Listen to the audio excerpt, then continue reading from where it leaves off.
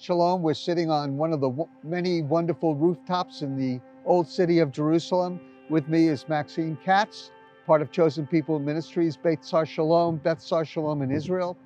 And I'm Mitch Glazer, president of Chosen People Ministries, in case you don't recognize the face. It's a joy to have you view what we're going to talk about for a moment. And it's going to be very relevant, very up to date, because I want to ask Maxim, who's been going back and forth to Poland, handling some of the relief work we're doing among Ukrainian refugees. We're going to ask Maxim what his most recent experience was like just a few days ago. And this will give you a feel for what's going on and help you pray for the situation. So Maxim, what's it like in Poland? Because that's where a lot of our efforts have taken place. First of all, shalom Mitch, shalom everyone. And just few seconds why I come to Poland. First of all, when I came to the staff of Chosen People Ministry, it was 20 years ago. Wow. I remember it was one man, he started to support me, Charlie Fincher, and he told me one thing. One Jewish man was going around and reach all the world. His name was Paul. And he said, it's such a blessing when Jewish people will go against around the world and preach the gospel to Gentiles. And I always think about it. It's how it's blessed to go to Jewish people outside of Israel and share the good news. And Bible always teach good news came from Jerusalem. And also my grandparents was from Poland. And I think something in my blood still from Poland. Mine too. You see, you understand me. So when it's war start, my first thought was how we can help. And it's nice to send money, to pray for the people, but I believe it's best way to go, to see people, to hug people, and to find a way how we can help them practically. So my first trip was with my wife. We're going to a place called Astruda, north of Poland, and it's a camp. We use this place for our camps for children, for Holocaust survivors. And this place was give the space for 200 refugees from Ukraine, most women with kids. So they asked me to come and start some spiritual ministry, to talk with people, to start Bible study. And it was amazing how people want to hear about God, how people want to pray. Because all of this situation open something inside of people spiritually. People want to pray. People want to ask God what we can do. People understand they can change nothing by the power. And for me, for my wife, it was a blessing just to sit with people, to hear the hard stories about them and to help them. So we help practically, we buy food, we take children, kids to the shop and buy to everyone shoes, just practical way. Right. So we decide to help the people practically, but straight to the people, not to give to someone and someone give to the people. We decide to take the person and do what they need. But most important, it's spiritual work. Preaching, we was for 10 days first time, 3 times a day we have meetings, preaching, sharing, Bible study with teenagers, with youth. We have questions, answer, and a lot of prayers. So people need prayers. One thing, people doesn't know what to do. People no idea what will be tomorrow. Another way, husbands stay in Ukraine, wives and kids in Poland, all around the world. And it's terrible. Right. So kids doesn't know what will be with father tomorrow. Right. So a lot of prayers, a lot of love. And just to share with people, we love you. And it was wonderful to see, because I visited, of course, up at the campground also, in about 2.5 hours northwest of Warsaw. We have such a great partnership with this campground, and our Chosen People Poland folks have such good relationships with the campground as well. And you had a big area where there was medical supplies and clothing and everything that they needed for life, because they left with nothing. I mean, maybe not even a suitcase they left.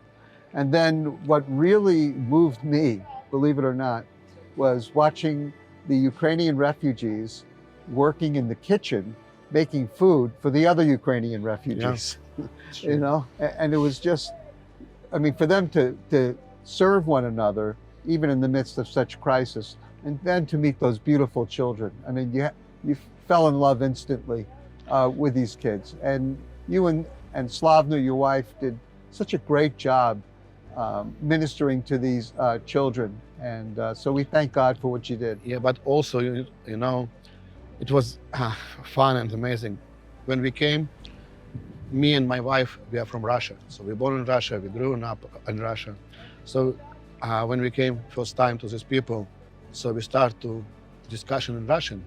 And not many people like to speak in Russian language. Russian. So, and they ask, where are you from? And we say, from Russia. And you know, it was extremely warm.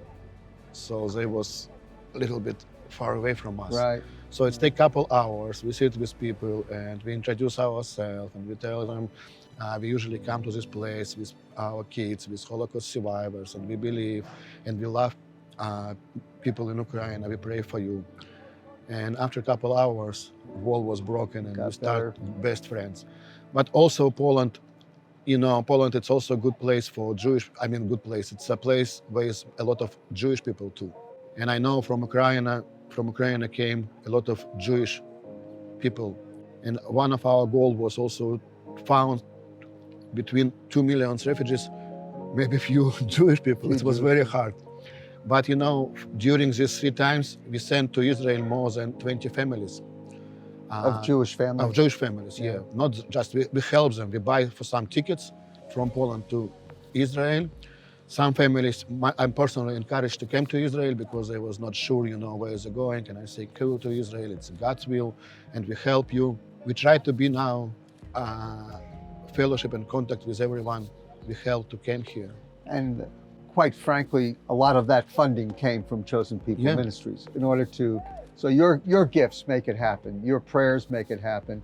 And so we're just really grateful because we couldn't do a whole lot without your help and without your prayers. And so how do you see the future, Maxim?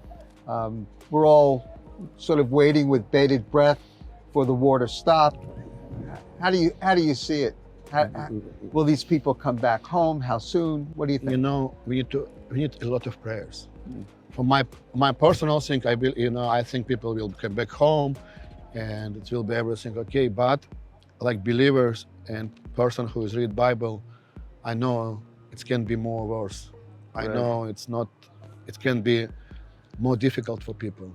And just yesterday I back from Poland again. I was a couple days. When I first time came to Poland, a line from Ukraine to Poland on the border was people leaving Ukraine and go to Poland. It was a huge line. Today, opposite.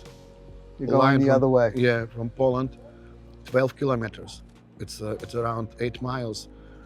That's how long the line is. Cars and people standing there. And yes, everyone want to back to Ukraine. Yeah. So people try to back, but you know, we don't know what will be. People afraid. People, especially people with kids, they asking to pray for them because they want back home. They want to be home. They want to be on land, but it's very scary. Especially people from the east and from the. But not people doesn't back to the east. Yeah. Many people back to the west. To the west, yeah. We're caring for probably a couple of hundred people in the west outside of Lviv because that's probably the safest place to be. Although, you know, Kiev is surviving but the west is a little bit safer. And a lot of people, we were helping congregations in Mariupol and other parts in the east, and they gravitated towards the Lviv area. And we've been paying rent, and we've been helping them with food and with medicines and just everyday life because they don't have their jobs, they don't have their homes. We also help in city Ostrog. It's small congregation, Jewish and non-Jewish people, so we help them too with different ways. And we try. Is that a local church? Yeah, it's local church. Yeah. I have pictures from one of my friends. It's a Baptist church. I just have pictures with me if you want. It's destroyed. Yeah. You know, I think that there's going to be quite an effort when it comes to rebuilding.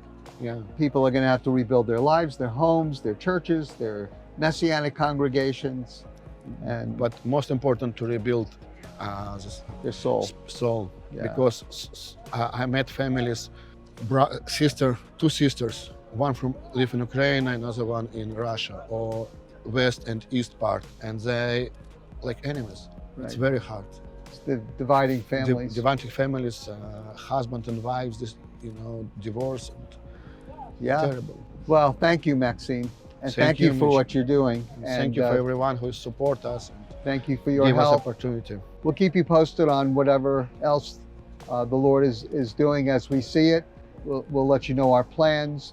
And thank you again for your generosity and concern. Please understand that we're doing as much as we can, as fast as we can to help people. But we also believe that we have to be very prudent and careful, because we know that the day is going to come when they will need a lot of help in rebuilding. And of course, we pray that that day will come soon.